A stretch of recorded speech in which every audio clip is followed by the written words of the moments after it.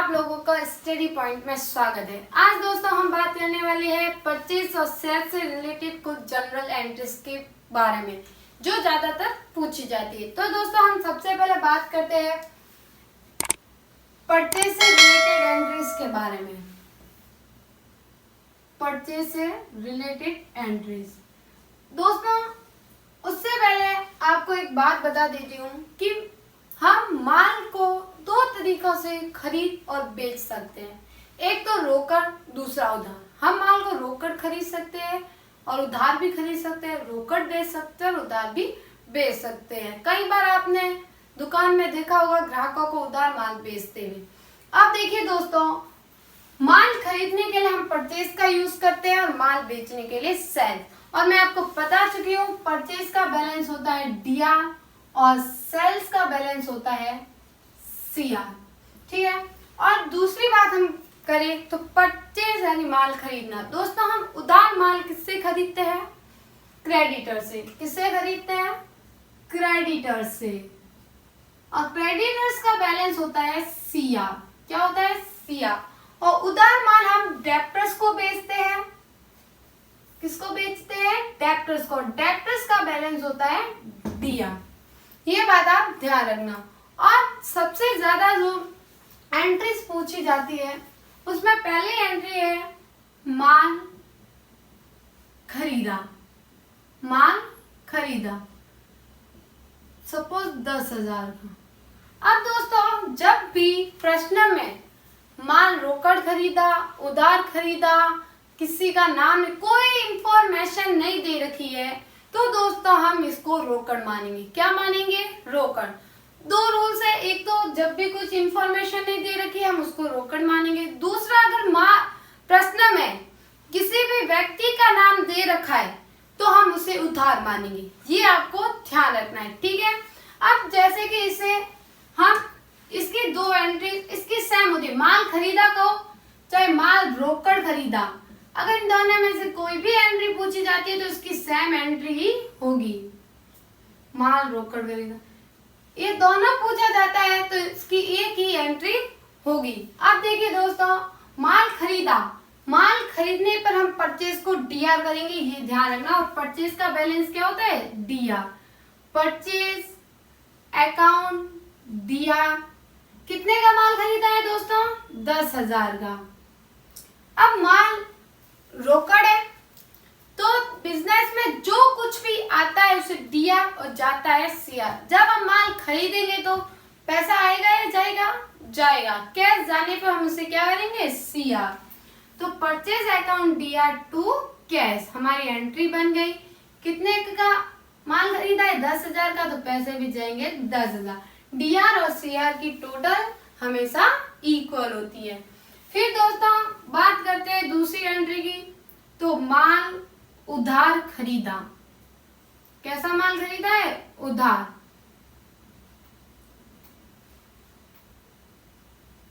अब दोस्तों इधर माल उधार खरीदा, माल खरीदा है तो परचेज डीआर होगा, ये कंफर्म है। तो देखिए परचेज अकाउंट डीआर। अब दोस्तों हम उधार माल किससे खरीदते हैं? क्रेडिटर से। और क्रेडिटर्स का बैलेंस क्या होता है? सीआर। तो इधर कौन सीआर होगा? Creditors to creditors. कितना अमाउंट है? 7,000 और 7,000 इधर डीआर सीआर। अब देखिए तीसरे नंबर पे जो एंट्री पूछी जाती है, जैसे कि राम से माल खरीदा। राम से माल खरीदा।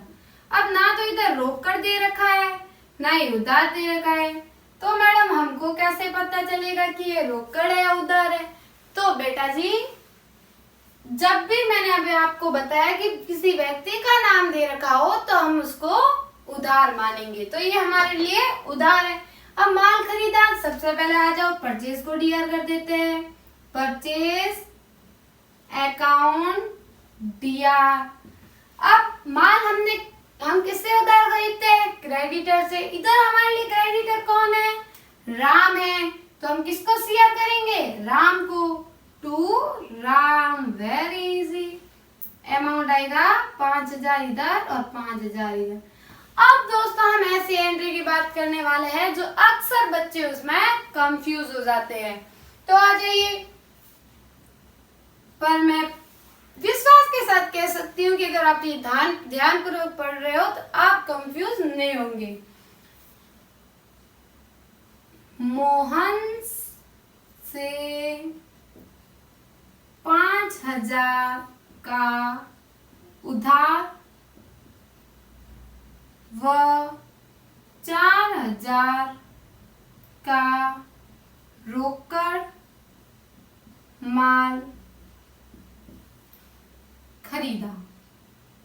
ठीक है, अब इधर रोकड़ भी है उधार भी है, तो दोस्तों कंफ्यूज नहीं होना है। सबसे पहले ध्यान रखना है, माल खरीदा है तो परचेज को डीआर कर दो। माल खरीदने पे परचेज तो डीआर होगा ही होगा, तो आप परचेज को डीआर कर दो, परचेज अकाउंट डीआर। अब माल उधार खरीदा है, माल हम किससे उधार खरीदते हैं? क्रेडिटर से। पर इधर हमारे लिए क्रेडिटर कौन है? मोहन है। तो हम मोहन को माल उधार होने पे मोहन को हम सीआर कर देंगे। मोहन को सीआर कर देंगे। एक हमने रूल्स पढ़ा था, पाने वाला डीआर और देने वाला सीआर। देने वाला कौन है? मोहन है, इसलिए मोहन को हमने सीआर कर दिया। अब देखिए इधर 4,000 का रोकड़ माल है, मतलब हमने माल खरीदा, पैसा गया है, तो कैश जाने पर सीआर, बिजनेस में जो आता है डीआर और जो जाता है उसको सीआर। तो इधर 2 कैश कर देते, 2 कैश। अब हमने कितना उधार माल खरीदा है? 5,000 का। और कितना रोकड़? 4,000 का। पर टोटल माल कितना खरीदा है? 5 4 9,000 का। ये हो गई एंट्री, कोई इसमें कंफ्यूज था ही नहीं। देखिए मोहन से 5,000 का उधार माल खरीदा। उधार माल हम किससे खरीदते हैं? क्रेडिटर से। पर क्रेडिटर इधर हमारे लिए मोहन है, इसलिए मोहन को कर दिया सीआर 5,000 से। 4,000 का रोकड़ माल था, 4,000 हमारे पास से गए, बिजनेस से गए, तो 4,000 हमने सीआर कर दिया। टोटल माल हमने 9,000 का खरीदा है। समझ में आ गया? तो परचेज से रिलेटेड ज्यादातर ये एंट्रीज पूछी जाती है। फिर दोस्तों हम बात करते हैं सेल्स। सेल्स की एंट्रीज भी परचेज की तरह होती है, बट इधर थोड़ा सा डिफरेंट है। अब देखिए दोस्तों वो डिफरेंट क्या है। सबसे पहले हम बात करते हैं माल बेचा। रूल्स इधर भी वही के वही रहेंगे, कुछ भी इंफॉर्मेशन नहीं है तो इसको हम रोकड़ मानेंगे।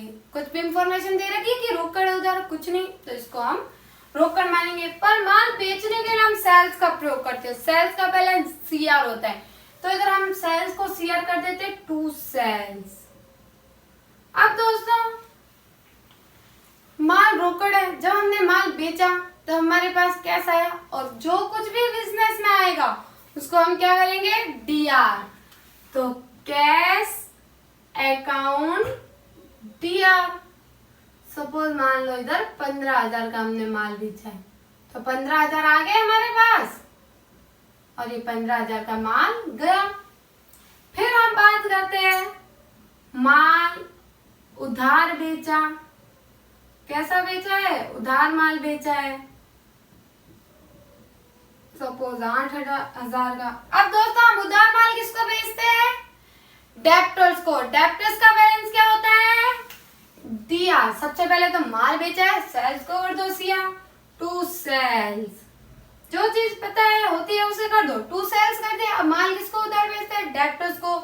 इधर कुछ भी रोकड़ नहीं दे रखा है, किसी का नाम नहीं दे रखा, पर उधार दे रखा है, तो हम डेप्टर्स को कर देते हैं डीआर। Debtors account DR. कितना? 8,000। कितना है? 8,000।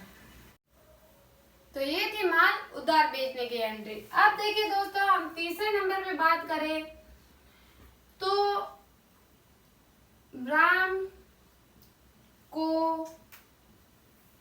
4,000 का उधार माल बेचा।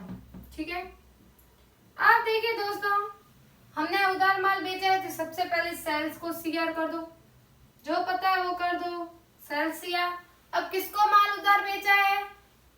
राम को। पाने वाला कौन है? राम। जो पाने वाला होता है उसको डीआर करना है, तो हम किसको डीआर करेंगे? राम को। Ram account DR, 2 sales. बन गई एंट्री। कितने हजार का माल था? 4,000 का। 4,000 डीआर में, 4,000 सीआर में। ठीक है, फिर हम आ जाते हैं बच्चों की डिफिकल्ट एंट्री को लेके। ठीक है, मोहन को 4000 का रोकड़ व 2000 का उधार माल बेचा। अब देखिए दोस्तों, मोहन को हमने 4000 का रोकड़ और 2000 का उधार माल बेचा है। पाने वाला कौन है? मोहन है। तो हम किसको डीआर करेंगे? मोहन को। तो उससे पहले हम सबसे पहले सीआर करेंगे सेल्स को, टू सेल्स। अब हमने 4000 का रोकड़ माल बेचा है। रोकड़ माल बेचने पर हमारे पास कैश आएगा और बिजनेस में जो भी आता है उसको डीआर करेंगे। तो दोस्तों कैश को डीआर कर दो, कैश अकाउंट डीआर। कितना कैश आ रहा है दोस्तों? 4000 डीआर में। फिर दोस्तों देखो 2000 का उधार माल बेचा है। उधार माल किसको बेचते हैं? डेप्टर्स को। और डेप्टर्स हमारे लिए इधर कौन है? मोहन है। पाने वाला कौन है? मोहन। तो मोहन को कर दो DR, Mohan account DR to sales. कितना उधार माल? 2000। और टोटल माल हमने कितना बेचा है? 4 × 2 6000 इसके अंदर। तो देखिए दोस्तों, इधर माल बेचा की जगह अगर आ जाता है माल रोकड़ बेचा तो भी यही सेम एंट्री होगी। तो देखिए दोस्तों, सेल से रिलेटेड ये एंट्रियां होती है। माल बेचा, माल रोकड़ बेचा, माल उधार बेचा, माल राम को बेचा। ठीक है, तो दोस्तों अब मैं विश्वास के साथ कह सकती हूँ कि आपको अच्छे से समझ में आ गया। अगर मेरा चैनल आप लोगों को अच्छा लगा हो, please like, subscribe and share.